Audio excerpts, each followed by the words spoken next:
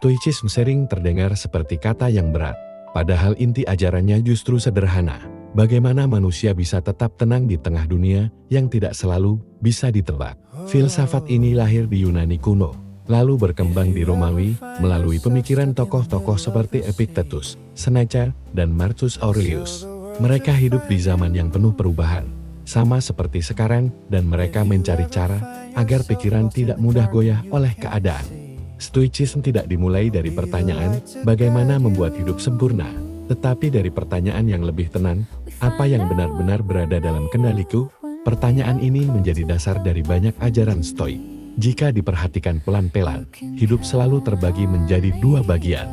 Ada hal-hal yang bisa kita pilih, sikap, usaha, cara berbicara, dan bagaimana kita menilai suatu peristiwa. Lalu ada hal-hal yang tidak bisa kita pilih, reaksi orang lain, masa lalu, perubahan cuaca, atau hasil akhir yang kadang berbeda dari harapan. Stoicism mengajak kita membedakan keduanya dengan jelas, karena kebingungan sering muncul saat kita mencoba mengendalikan sesuatu yang sebenarnya tidak berada di tangan kita.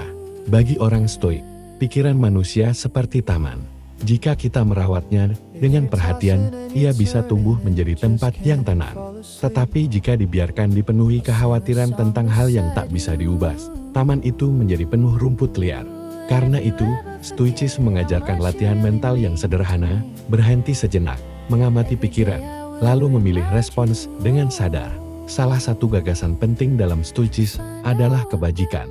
Kebajikan bukan berarti menjadi sempurna, tetapi berusaha hidup selaras dengan nilai-nilai yang baik. Kebijaksanaan membantu kita memahami situasi dengan jernih. Keberanian membantu kita menghadapi kesulitan tanpa lari dari tanggung jawab.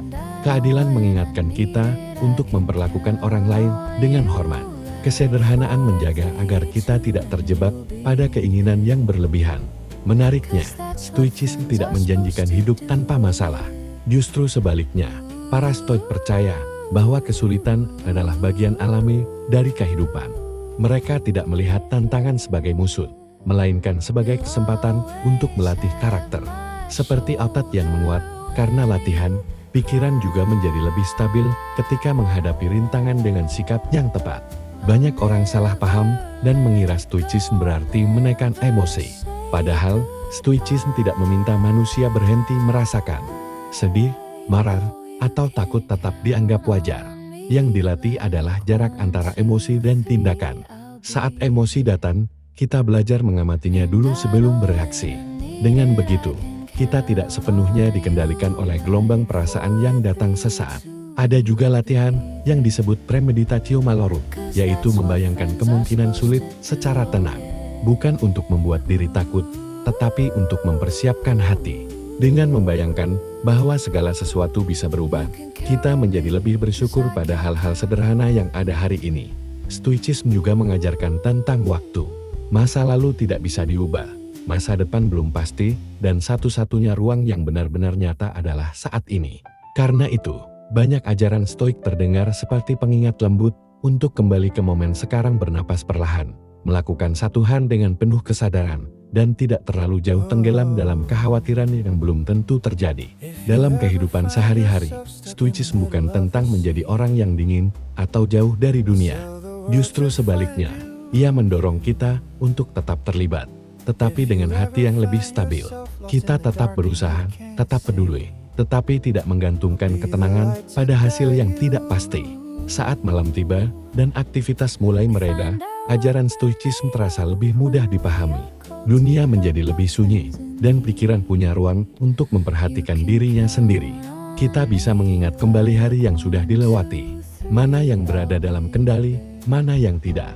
Lalu perlahan melepaskan beban yang tidak perlu dibawa sampai esok.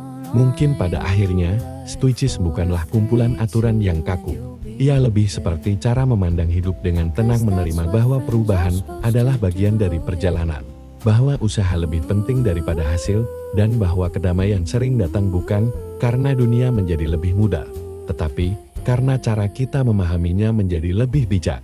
Dan ketika pikiran mulai melambat, Stoicism mengajak kita menutup hari dengan satu kesadaran sederhana.